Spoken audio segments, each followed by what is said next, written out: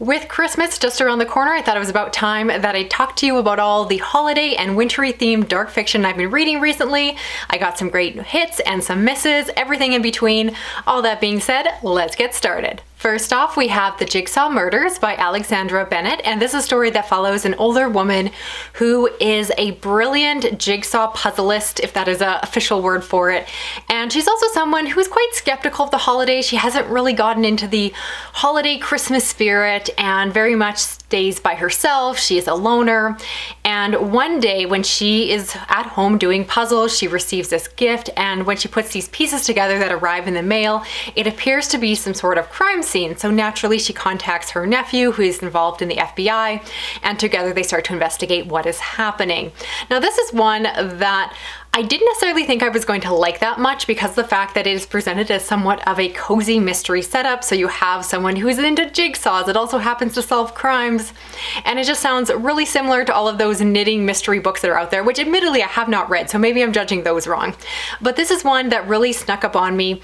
I immediately ended up liking the main character quite a bit. She is someone who is very much sure of herself. She has really lived a life, and I love the fact that she is a bit older. She's not a younger protagonist like I often read from, and instead she brings that experience of her life into the story. And of course, as you imagine, with a story that involves jigsaw puzzles, there is a lot of punning that kind of happens, and a lot of her using her deductive skills that comes from being able to solve puzzles and then uses that to solve parts of the crime, and it all comes together. Despite the fact that it definitely has a cozy aspect to it in that regard, it ended up being surprisingly dark in terms of the resolution, some of the reveals, so I would give some warnings that it's not the cutesy murder story you might expect it to be. Instead, this one goes there and really deals with some raw human emotion in a way I wasn't expecting. I was pleased by it, but I know not everyone is looking for that, so keep that all in mind. And my only personal regret with this one is the fact that I really wish I had listened to the audiobook while doing a jigsaw puzzle. I did get a chance to do the audio version as an ARC.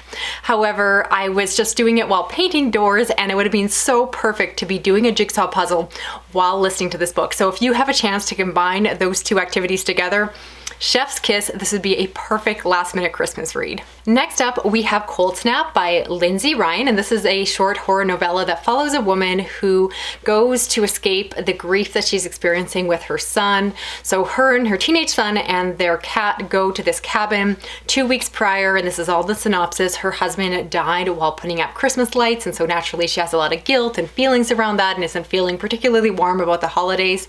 This one I picked up because I'm always on the lookout for horror-themed Christmas stories, and unfortunately this one really fell flat. I don't personally recommend it. I thought the characters were weak, the plotting was weak, and despite it being a really short story, I was just wanting it to end. So I don't personally recommend.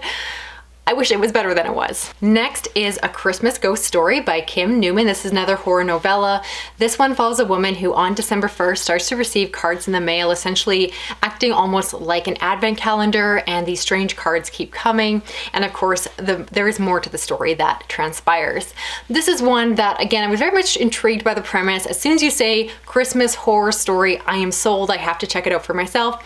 Unfortunately, this one was another miss. I found it to be quite flat. It didn't really excite me or do anything special. And if anything, I just found the narrative kind of messy for such a short work. It felt like the author wasn't entirely sure what they were trying to accomplish, and it just did not come together for me, unfortunately. Now let's segue to talk about some short stories, a format that I don't review often on my channel, but when it comes to Ellen Datlow's newest work, I had to go check it out. So this one is Christmas and Other Horrors, as I mentioned, edited by Ellen Datlow, and she always collects the best authors in her collection. So you're going to have ones like Stephen Graham Jones and other really iconic popular authors writing today. My personal favorite in the collection was Tiana Reeves' Dew's story. I think she's just really talented at writing about family struggles and generational trauma, and just kind of hits the nail on the head. My biggest issue with this collection as a whole is the fact that while it is titled Christmas and Other Horror, it felt heavy on the other part. If you see the top of this book, is that it references winter solstice. And I felt like the stories were just only loosely tied to the holidays and were just kind of generically set in winter and so forth. And personally, when I'm looking for winter horror, I want it to be, if possible, very Christmas themed. I really enjoy the juxtaposition of the happy, joyful holidays with the messed up, dark, disturbing nature that comes with the horror genre. So this one was just not entirely to my taste. I wish it had been tighter as a theme. and it didn't exactly give me what I wanted, but keep in mind, I'm someone who doesn't read and love a lot of horror when it comes to short fiction anymore, so you might enjoy it more than I did. The other book I want to mention for short stories is Death Comes to Christmas, and this is one that is not horror, but rather a collection of mystery stories, so typically whodunits and closed-room mysteries that are wrapped up in a number of pages. In terms of the authors, I only recognized one, and the rest were all very new to me, so I didn't have that preconceived idea about them.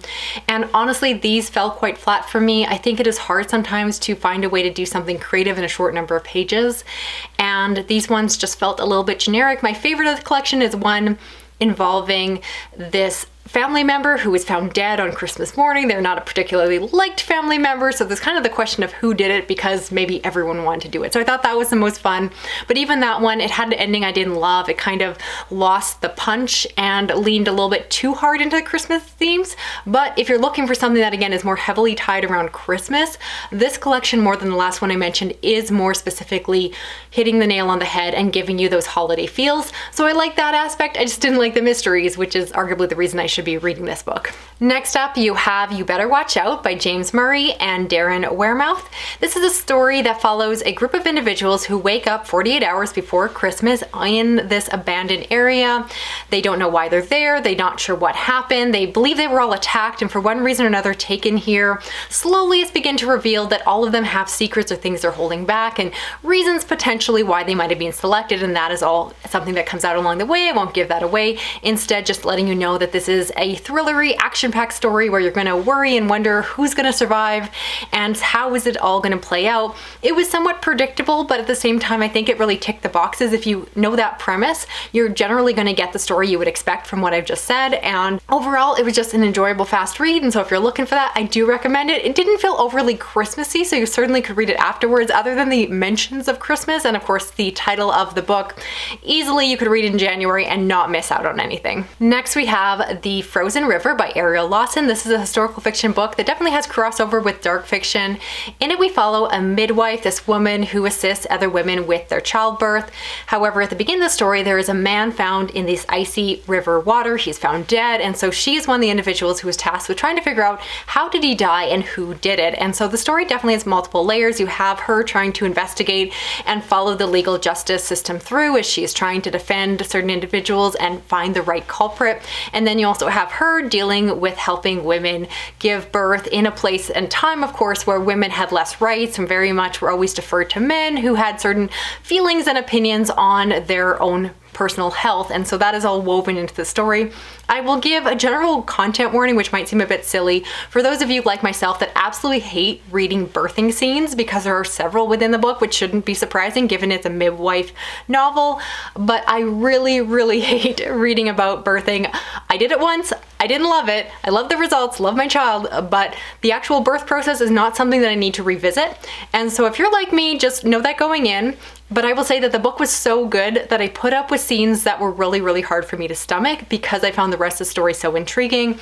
I love the main character who is strong and feisty and very much fighting for the rights of her young women that she is working with. And you see her as, again, someone who has to kind of fight for positions. This one definitely looks at history from a feminist lens, so really exploring the role that women had to play at that point in time and how it was challenging to have a voice. And I really enjoyed it. If anything, it gave me slight reminiscent vibes of Outlander. So if you really love the voice of Claire, as she really has to speak up and advocate for herself as she is just a woman but actually has all this great medical knowledge, I saw a similar overlap to the same type of character that's written here. I found it fascinating. Apparently it's loosely based off of real history, which made me really intrigued, and I want to go research more about that as I finish up and wrap up this video. So highly recommend this one if it sounds up your alley. This one is actually one of my favorites of the month. It is not Christmassy, but it definitely is set in a cold, wintry-ish setting where at least you have icy water, even if it's not entirely frozen. So I thought that this one was just really intriguing and something a little bit out of my wheelhouse, but sometimes that's exactly what I need. So that's it for this video here. I'd love to know of the books I talked about, which ones are you planning on checking out for yourself, and also let me know, what are you reading as the holiday season approaches? Are you diving into dark and creepy books or something that's more cute and cozy? Whatever you're reading, drop it down below and let's talk some more. If you enjoyed this video, hopefully you stick around, subscribe. I do normally read a lot of horror, thriller, science fiction, fantasy, and other dark things. Love to have you give this video a thumbs up, drop a comment, even if just a little emoji, hit that little notification bell, and I will talk to you again soon. Happy holidays, Merry Christmas, however you celebrate. Hey, bye-bye.